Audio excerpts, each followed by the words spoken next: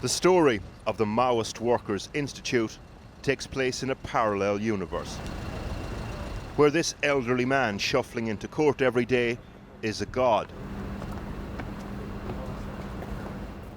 where he controls his captive daughter with a sort of doomsday machine. He used to say that the lightning will strike me dead if I went out of the house, or that I will spontaneously combust if I went out on my own. Where independent women become anything but. You're part of the fascist state, and if you don't stop harassing us, we'll call the open fascist state on you. This story of captivity starts with an old freedom song. I can go home to my God and be free. The late 60s at the London School of Economics, heady days of student sit-ins and radical thought. A young socialist revolutionary, Aravindan Balakrishnan, has just arrived from Singapore. Charismatic, articulate, clever. He attracts followers, mainly Malaysian students, but others too, like Shan Davies, for example. Eventually, they set up the Maoist Workers' Collective here in Brixton. In '78, the police raided, looking for drugs that weren't found. The collective saw this as an assault by the fascist state and lashed out. Several were arrested and did time in prison. After this, the collective retrenched. People left, only a hardcore remained. After this incident, the collective went underground. By the time they moved to this property in Clapham, it had all got much darker. In '83, Shan Davies and Comrade Bala had a daughter together. They didn't tell her they were her parents. She didn't go to school or have friends. She was starved of affection by Bala. Instead, a system of drip-feeding approval and disapproval. And the system had a name, Jackie. Bala said that Jackie will execute anybody who goes against him in any way. And I also was scared of electricity, so he used to say that the lightning will strike me dead if I went out of the house, or that I will spontaneously combust if I went out on my own. And also there was the fear that I couldn't, because there was nothing for me outside that I knew. I had no friends, I had no money, nowhere to stay, nothing. So if I was to go out, I was always told, you can never come back. Her father was changing from Aravindan Balakrishnan to Comrade Bala, from radical youth to frightened tyrant. He had started to sexually assault collective members. The domestic despot was fully formed. We're used to hearing about tyranny in terms of nation states, like North Korea.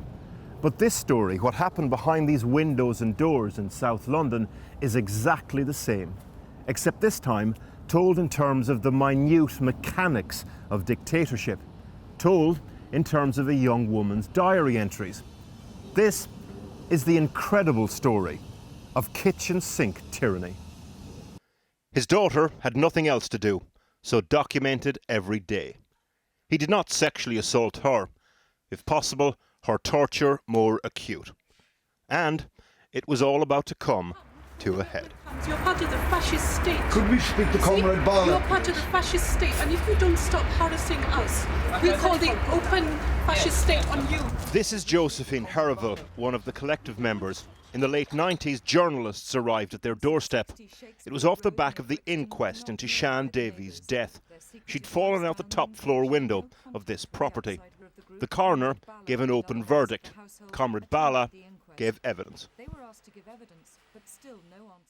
At the inquest, Shan was described as not having any children.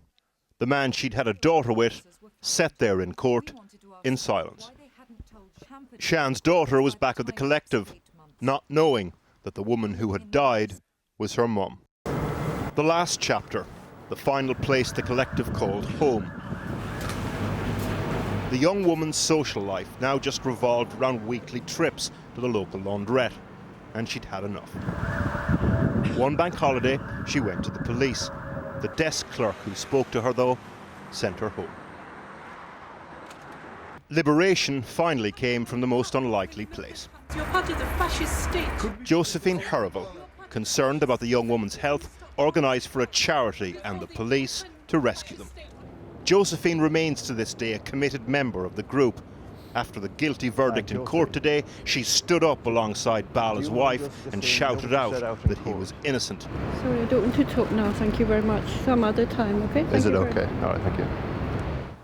On the 25th of October 2013, 3 women walked out of this house. This was the first person they met. She runs a specialist rescue charity with her husband.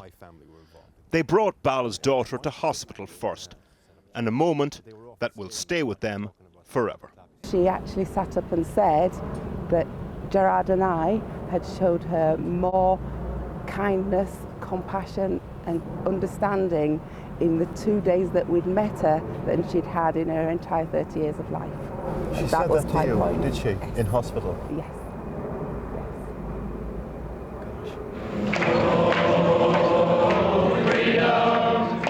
Our story started with liberation songs. It ends with something similar, a remarkable reminder of the resilience of the oppressed. I do forgive him because there's no purpose in being full of anger and hatred. I mean, that will make me the same as him if I'm full of anger and hatred. And as Nelson Mandela said, if you bring out anger and hatred and bitterness with you, then you are still in prison. And I don't want to do that.